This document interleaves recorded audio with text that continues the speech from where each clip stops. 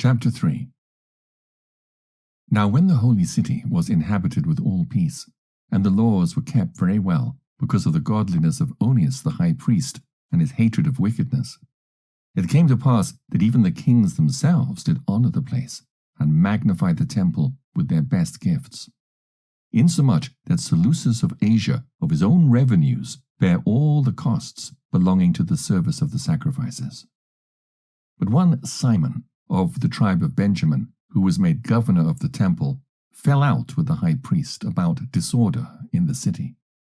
And when he could not overcome Onias, he gat him to Apollonius, the son of Thracias, who was then governor of Seleucia and Phoenice, and told him that the treasury in Jerusalem was full of infinite sums of money, so that the multitude of their riches, which did not pertain to the account of the sacrifices, was innumerable, and that it was possible to bring all into the king's hand.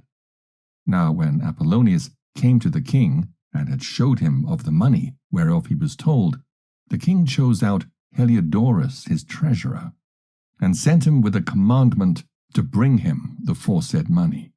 So forthwith Heliodorus took his journey, under a colour of visiting the cities of Seleucia and Phoenice, but indeed to fulfill the king's purpose. And when he was come to Jerusalem, and had been courteously received of the high priest of the city, he told him what intelligence was given of the money, and declared wherefore he came, and asked if these things were so indeed. Then the high priest told him that there was such money laid up for the relief of widows and fatherless children, and that some of it belonged to Hyrcanus, the son of Tobias, a man of great dignity, and not as that wicked Simon had misinformed.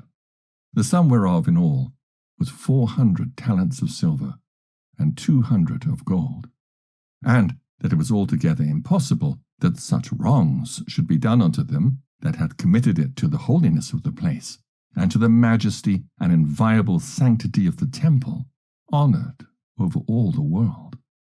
But Heliodorus, because of the king's commandment given him, said that in any wise it must be brought into the king's treasury. So, at the day which he appointed, he entered in to order this matter. Wherefore there was no small agony throughout the whole city. But the priests, prostrating themselves before the altar in their priests' vestments, called unto heaven upon him that made a law concerning things given to be kept, that they should safely be preserved for such as had committed them to be kept. Then whoso had looked the high priest in the face, they would have wounded his heart. For his countenance and the changing of his colour declared the inward agony of his mind. For the man was so compassed with fear and horror of the body, that it was manifest to them that looked upon him what sorrow he had now in his heart. Others ran, flocking out of their houses to the general supplication, because the place was like to come into contempt. And the women, girt with sackcloth under their breasts, abounded in the streets. And the virgins that were kept in ran, some to the gates, and some to the walls, and others looked out of the windows. And all, holding their hands toward heaven, made supplication. Then it would have pitied a man to see the falling down of the multitude of all sorts, and the fear of the high priest being in such an agony. Then they called upon the Almighty Lord to keep the things committed of trust safe and sure for those that had committed them. Nevertheless, Heliodorus executed that which was decreed. Now, as he was there present himself with his guard about the treasury, the Lord of spirits and the Prince of all power caused a great apparition, so that all that presumed to come in with him were astonished at the power of God, and fainted, and was sore afraid. For there appeared unto them an horse with a terrible rider upon him, and adorned with a very fair covering. And he ran fiercely, and smote at Heliodorus with his forefeet. And it seemed that he that sat upon the horse had complete harness of gold. Moreover, 2 other young men appeared before him, notable in strength, excellent in beauty, and comely in apparel, who stood by him on either side, and scourged him continually, and gave him many sore stripes. And Heliodorus fell suddenly unto the ground, and was compassed with great darkness. But they that were with him took him up, and put him into a litter. Thus him that lately came with a great train, and with all his guard, into the said treasury, they carried out, being unable to help himself with his weapons. And manifestly they acknowledged the power of God. For he, by the hand of God, was cast down, and lay speechless without all hope of life. But they praised the Lord that had miraculously honored his own place.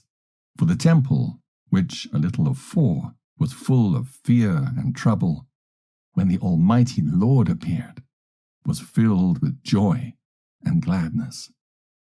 Then straightways certain of Heliodorus' friends prayed Onias that he would call upon the Most High to grant him his life, who lay ready to give up the ghost. So the high priest, suspecting lest the king should misconceive that some treachery had been done to Heliodorus by the Jews, offered a sacrifice for the health of the man. Now as the high priest was making an atonement, the same young men in the same clothing appeared, and stood beside Heliodorus, saying, Give Onias the high priest great thanks, insomuch as for his sake the Lord hath granted thee life.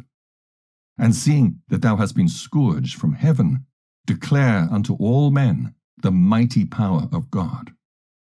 And when they had spoken these words, they appeared no more. So Heliodorus, after he had offered sacrifice unto the Lord, and made great vows unto him that had saved his life, and saluted Onias, returned with his host to the king.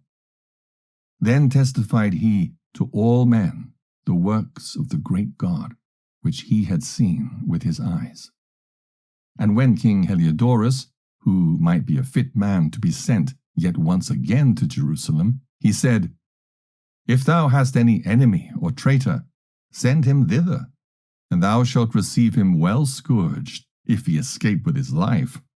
For in that place, no doubt, there is an especial power of God.